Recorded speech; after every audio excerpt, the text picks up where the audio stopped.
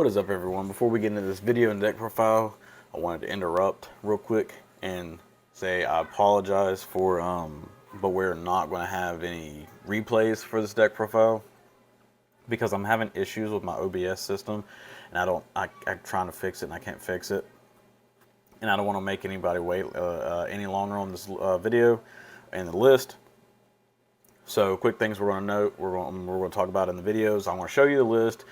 If you just want the list and you want to go and test waters yourself, then just get the list and you can do that. But the video is so long because you hear me talking about interactions, my thought process on like Masterduel, how I deck build in Masterduel, and how to guide the deck through Masterduel, if that makes sense.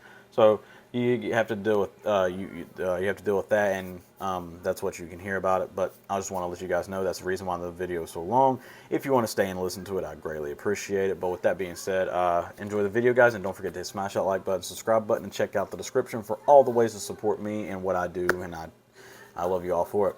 That being said, enjoy the video. What is up, my beautiful D&D fam? It's your boy Drip back with another video. In today's video, we have the long-awaited and highly sought-after Galaxy Eyes Masterduel deck profile.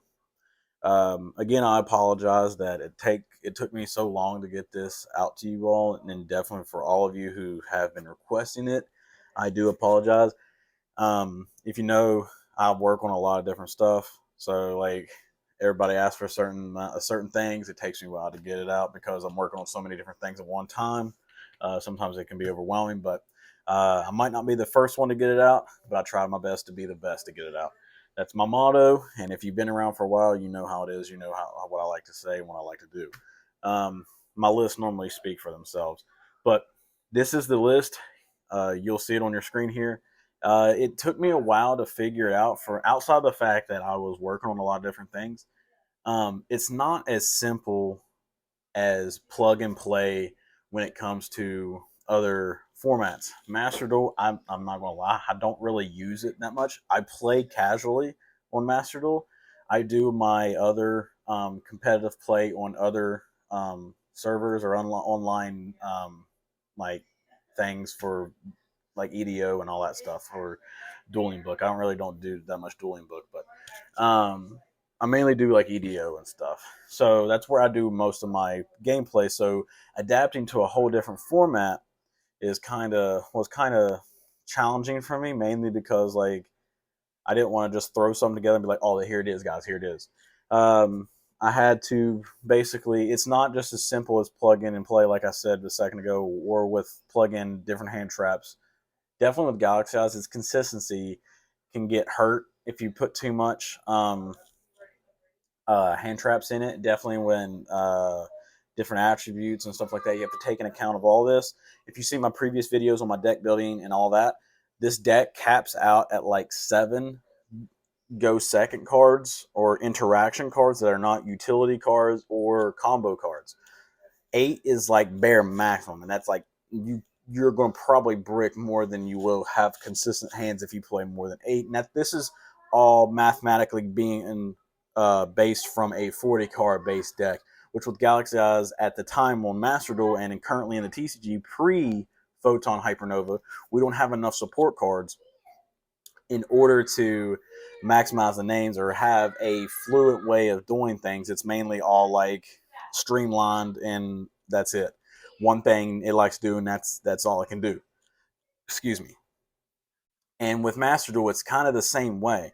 And then because the way Masterduel works is it's a hybrid of formats, but it's mainly lenient towards the OCG format, as in Max C and all that. So basically, it's almost, if you want a competitive base deck, you have to play Max C and you have to play the counters to Max C. And the counters to Max C is Call by the Grave, Cross Out, and Ash. Which, if you think about it, in a 40 card base deck, if we're only allowed to have 7 to 8 max go second cards, 3 Max C, 3 Ash at 6, Call by the Grave, 7, 8, 1 Ash. I mean, not 1 Ash, but 2 Call by the Grave, 1 Cross Out, 3 Max C, 3 Ash. That right there is 9. So we're maxed out, and then that right there it doesn't and it's kind of like that hurts our consistency because one, it goes over our number. Two, it it's not the right hand traps that we want to be able to interact slash not hand traps. How do I say this? It's not the right utility cards that we want in order to interact with our opponent's board, because if you draw them, that most of the time they'll have the out to them, so you need that plus another one to be able to like high impact. And since this deck doesn't have the utility to push through, if you have those hand traps, you don't have the offense that you need, then you're just mainly probably going to lose. So, like, more of the story, what I'm trying to say is, if you have a Max C, and you draw Max C, and you draw a Call by the Grave, for an example, in a 40 card base deck, with the current support that we have with Galaxy Eyes, if you Max C and it doesn't resolve, you are basically bricked up, because if you have the Call by the Grave and you don't have combo, the Max C didn't resolve, so it can't draw you your combo pieces. You're basically sitting ducks and you're dead in the water. As of where if you paired it with like a triple Tactus Talent or an Imperm that goes a long way or something like that, you might be able to survive another turn. The reason why and you know me, I don't like really upping the deck to 40, above 40. I don't. And the only time you'll probably ever see me running a list above 40 is one, if it's on Masterduel, and two, if there's just there's nothing that can be cut at all. Nothing. And normally I always try to make the sacrifice to cutting stuff in order to get it down to a 40 card list. But when Masterduel, it's almost impossible. But if you think about it, if you increase the count of the deck, you can, in theory, increase the count of your utility cards / go second cards if the utility cards that you're adding help you with your combo or help you get to your combo, if that makes sense. So in this case, I run a 45 card deck. I add the necessary cards that are needed for this kind of format competitively, which is the ones I mentioned before. But now I can add in the utility cards that Galaxy Eyes really likes to work with anyways, that are defensive cards, but also offensive cards at the same time, as in Triple T. And even though it's not really a defensive card, it's a utility card / consistency card, Small World. So, and Imperm. You want everything, when you deck building, no matter what deck it is, you want your hand traps to be interactive and you want to get the maximum utility out of them as possible. Max C, for an example, even though it's an Earth, and I don't like running hand traps that are not Earth, Max C is a hand trap that gets you to your offensive hand trap. So it's a defensive hand trap if your opponent wants to take on the challenge, will get you to your offense, as in your starters and your combo starters. Ash Blossom is a card that is a defensive card, but it also counters your Max C. Impermanence, and one thing I will say here is, you'll notice this is probably the first list since the card came out and I got access to the card in real life that you have not seen me run Forbidden Droplets. The reason why I am not running Forbidden Droplets is because Max C is a thing. And what I mean by that is, Max C is more impactful than Droplets right now, because Droplets, if, like, for an example, you draw Droplets and you draw Max C, if your Max C does not resolve, you go neg 1 from the hand. And you don't need to go any neggier from the hand than you already did, because you use Max C, they call Ballot, doesn't resolve. You have 4 cards in hand, one of which is your Forbidden Droplets. So, and this deck is a 2 to 3 card combo deck you need most of the time with the current support that we have accessible to us via Masterduel. So if you burn the Max C and it didn't resolve, and they go full combo or whatever, the Droplet's going to make you go neg 1 to possibly neg 2 anyways, and then you don't have the 2 card to 3 card combo, mainly the 3 card combo that you need to be able to go off and break their board because of Forbidden Droplets.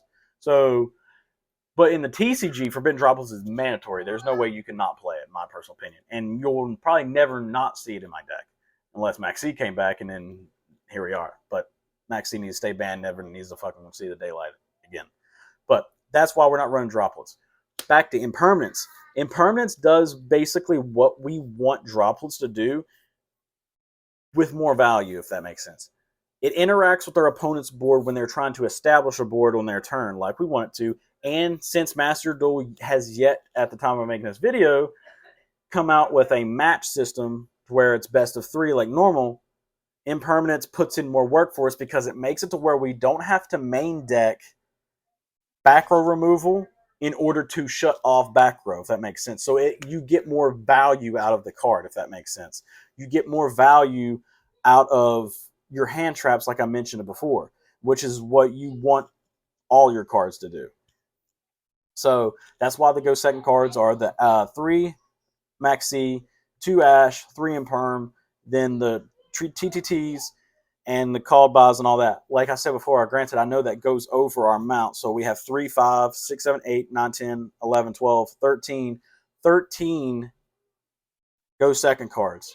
And normally we run 8, 7 to 8 in a 40 card deck. Our deck count increased by 5.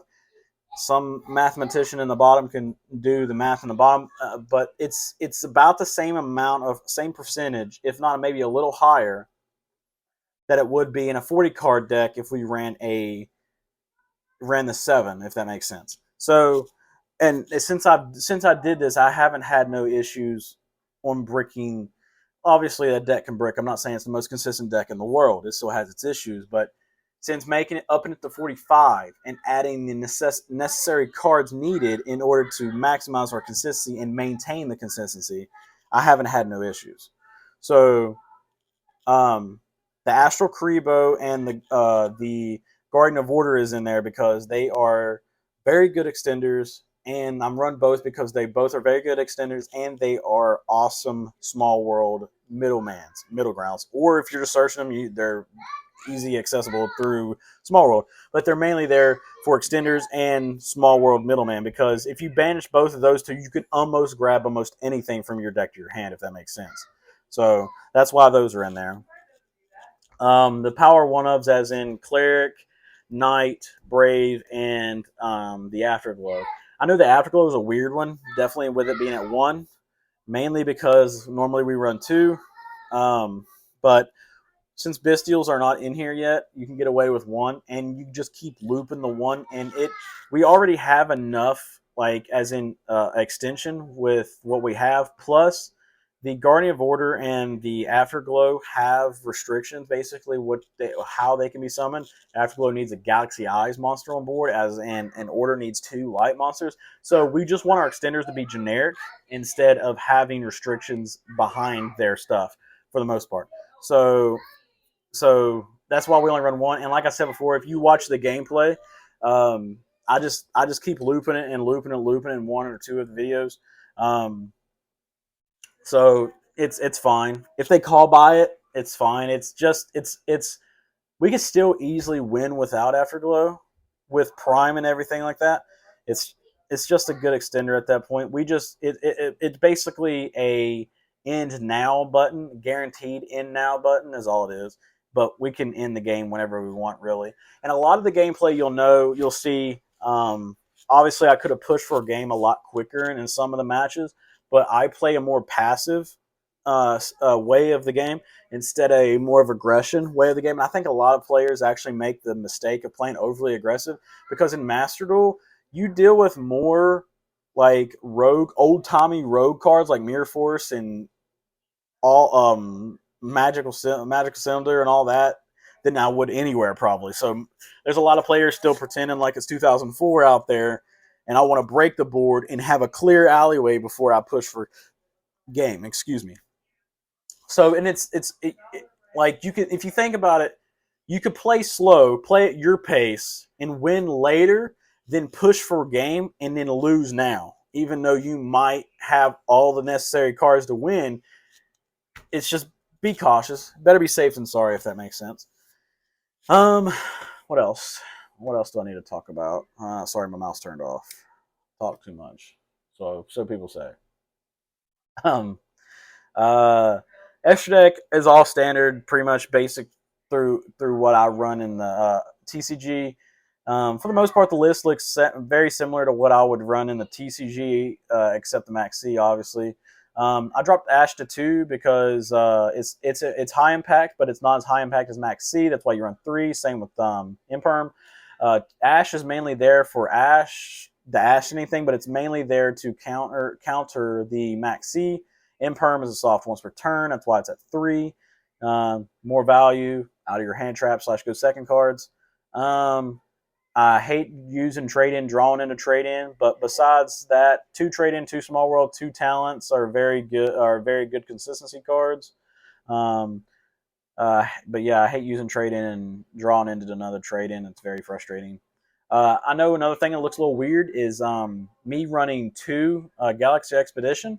I'm running 2 Expedition mainly because I'm running a lot of ways to get a big monster on board, as in 3 Soldier, and I up my limit of Wizard, and I want to be able to maximize my ability to get an extender on board. Normally, I do only run 1 in the TCG. I normally run 1, but for now with my cards that I'm running, I upped it to 2. If you know me, I normally bounce around depending on the format, depending on the situation, depending on the utility cards. I bounce around between 1 and 2 of that card because I brick on that card more than it actually benefits me. What else? Extra deck. Extra deck, Blast, even though Blast is basically almost a waste at this point for me. One thing, I'll back to the main deck real quick. You'll see that I don't really run that many 4s, as in I don't run Thrasher. Thrasher's not necessary. Um, my personal opinion, and I don't run Advancer. Neither one of those. Definitely in the support we have now, I get it. I do. Thrasher's a great like starter. Gets a body on board.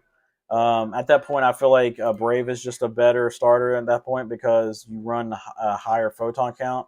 But after turn 1, Thrasher's dead, and with the current support that we have now, your 4s don't really benefit you and don't really get you into your 8s because your 8s do more than your 4s do. And the only 4 that you even run is Blast, and the only time you ever make Blast is if you absolutely need to. You go into him in order to special summon Photon Dragon in order to get to your 8s. So that's the only time you're ever going to run it, and you can easily get to that anyways because you run 3, 6, 9, 9, potentially 10 level 4s. So you're fine. So that's why we don't run those. Not necessary. Cyber Dragon package because it's still necessary right now in the Masterduel. Stereotypical one ofs, one prime, one full armor, my favorite of all time. One Hope Harbinger because the spell decks. The Cypher package, as in Cypher EX, Cypher Blade. That's the just steel. A lot of people still don't understand that you can just make Cypher EX over top of their stuff because Cypher EX is busted. One Zeus because it's mandatory. You only need 1. If you know my Zeus combo that I made a couple of years back, that you just loop it and Cleric, then you know. If you know, you know. If you don't, then you need to go watch my old videos back in the channel to learn it. Because that's why they call me the Galaxy Guy, baby. I just break this deck. But 2 Soul Flare, it's all you need. You don't need 3. If you play the deck right, you can constantly keep recycling with Cleric. And then 1 MVP, as in Bushinki Yashima. Bushinki Yashima is Bae. She is amazing. It's really nice. If you have one thing to note, if you're making Oshima and you don't have access to making her 90 and Soul Flare in the same thing, always put number 90 in underneath her zone because you can always remove him during your turn by overlaying into a full armor or something to make room for your Soul Flare. The reason why is because you never know, like in the early stage of like ranking system on here, you never know what the hell you're going to play against. So it's always nice to have the ability to pop a back row when you have access to it if you need to, because her secondary effect that a lot of people don't know is if an XE monster uses an effect that this card points to, if this card points to an XE monster and it uses its effect, you can pop a back row, pop a spell or trap on the field.